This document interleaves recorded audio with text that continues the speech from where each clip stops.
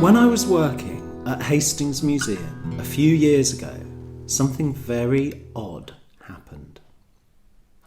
I was there quite early before it was open, and there was a knock on the door. There was a young man there. Funny thing was, he was wearing fancy dress at 8 o'clock in the morning. And it was very good fancy dress. He was an incredibly convincing footman. If you've seen Downton Abbey, you'll know a footman is a kind of servant. Most grand houses 100 years ago would have had a footman. They dress very smartly in high-collared white shirts with a white bow tie and smart jacket.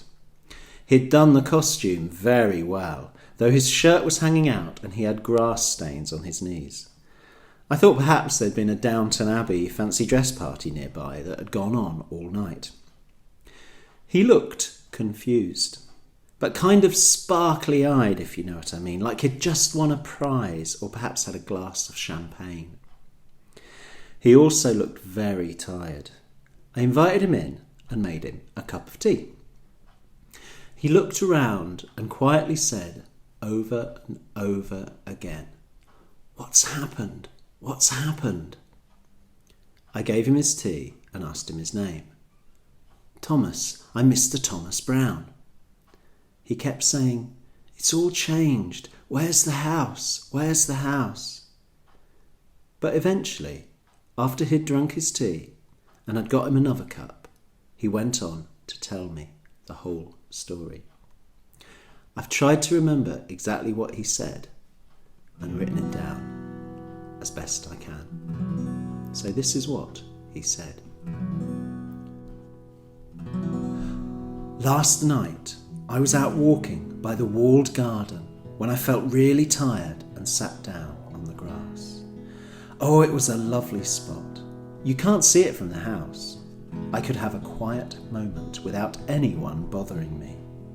I realised I had sat right in the middle of a ring of mushrooms that had sprung up since the day before, as if by magic. We called them fairy rings when I was a child. Ah, pleasant memories. I was delighted to find one. I heard a bird singing in a nearby young oak tree. Oh my, it was the loveliest sound, even better than a blackbird or a wren. I saw the song was coming from a tiny white bird. White like snow, glistening in the moonlight. Oh, the song it sang, it was full of pure white clouds and open, fresh skies. And when I heard it, I was light as air and full of sunlight and the highness of the sky. As I listened, I closed my eyes, and every single bad thought I had ever had was like a little grey cloud that drifted off, far, far away. Can you imagine? But then I heard another bird, a bird with quite a different song. It was in the tree, but the tree suddenly seemed bigger. Now this song was much more, it was darker, it was full of night time. And sure enough, when I saw the bird, it was a deep, deep blue colour, like it was made of the night. The song was like a wild adventure, dipping and racing and chasing, and I danced like a happy child in the circle of mushrooms.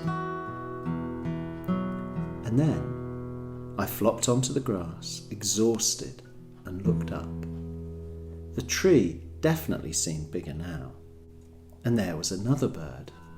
This bird was all the colours of the rainbow. And as I looked, it grew bigger and bigger, and the song grew louder and louder. This song was impossible to describe.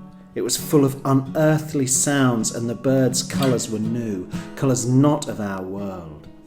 I soon had forgotten my name. I had forgotten everything I had known in my life. I was happily falling through endless, bright, new worlds. As if I'd fallen into one of those sunset paintings by Mr. Turner that Mr. Briscoe likes so much. And then I was back in my happy resting place in that circle of mushrooms. I must have fallen asleep and slept all night. What a dream! What a dream! But now I can't find my way home. I know I'm in Hastings. I recognise the castle on the hill.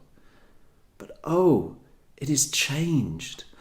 Am I still dreaming? Am I still dreaming? He kept saying. And I couldn't answer Mr. Brown. I suddenly felt like I might be dreaming. I felt pale and dizzy, and my mouth was dry. As I'd been watching him talk, I kept thinking I remembered his name. I suddenly remembered where I had heard it or read it before.